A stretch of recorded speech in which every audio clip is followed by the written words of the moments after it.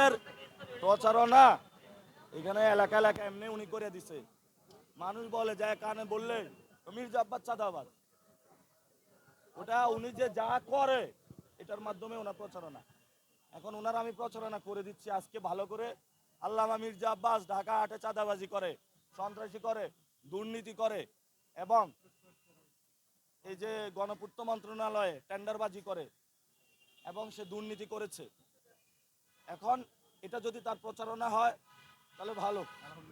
আপনারা প্লিজ ঢাকা ৮ আসনের বাসিন্দাদেরকে বলতেছি, এবার যদি আপনি দাঁড়ের শীষে ভোট দেন, আপনি একটা সন্ত্রাসীকে ভোট দিলেন। এবার এবার শাপলাকলিতে দেন, যখন মির্জা আব্বাস থাকবে না তখন দানের শীষে দিয়েন, তবে সন্ত্রাসীকে সহযোগিতা করবেন না। এখন একজন সন্ত্রাসী আইসা যদি দানের শীষের লয়ে দাঁড়ায় থাকে তাকে কি ভোট দেওয়া উচিত?